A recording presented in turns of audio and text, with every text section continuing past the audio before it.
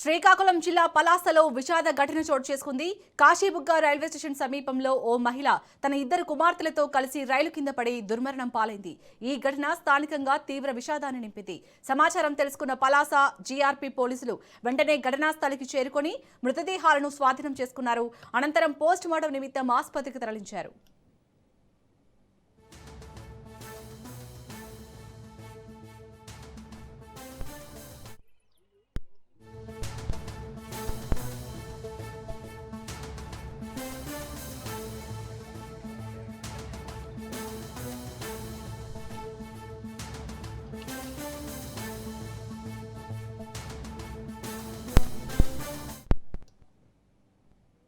శ్రీకాకుళం జిల్లా పలాసలో విషాద ఘటన చోటు చేసుకుంది.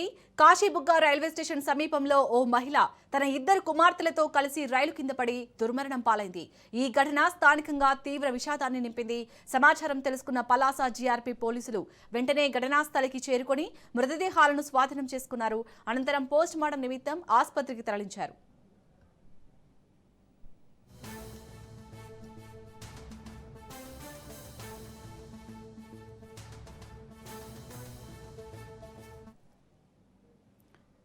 ఇక శ్రీకాకుళం జిల్లా పలాసలో జరిగిన ఈ విషాద ఘటనకు సంబంధించి మరిన్ని డీటెయిల్స్ ని మా ప్రతినిధి నాగభూషణం అందిస్తారు. నాగభూషణం. శ్రీకాకుళం జిల్లాలో ఈ రోజు ఉదయం జరిగినటువంటి సంఘటన కొద్దిగా జిల్లాలో కలిసివేసింది. అయితే పలాస రైల్వే స్టేషన్ వద్ద తల్లితో పాటు ఇద్దరు పిల్లలు ఆత్మహత్య చేసుకునే సంఘటన అయితే జిల్లాలో కొద్దిగా చర్చాంశంగా మారింది. వీళ్ళు ఆ కోటబొమ్మల మండలం చలమేపేట గ్రామానికి చెందిన గేదెలు పూజగా గుర్తించారు పోలీసులు. వాళ్ళకి ఇద్దరు పిల్లలు కుశాంత దీక్షిత్తు. అయితే వీళ్ళకి గతంలో భార్యాభర్తల మధ్య అన్యోన్యత ఉన్నప్పటికీ కూడా కొంత గ్యాప్ ఉండడంతో వారు పిల్లల కోసం చదువుల కోసము అత్తవారింటికి పంపించినట్టుగా తెలుస్తుంది. అయితే ఈ విషయంలో అత్తవారింటి నుంచి కొద్దిగా వేధింపులు అయితే ఈవిడికి ఉన్నట్టుగా సమాచారం.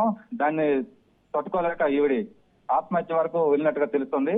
అయితే నిన్ననే ఇంటి నుంచి వెళ్ళిపోవడంతో మిస్సింగ్ కేసు కూడా కోటకొండ పిఎస్ లో నమోదైంది.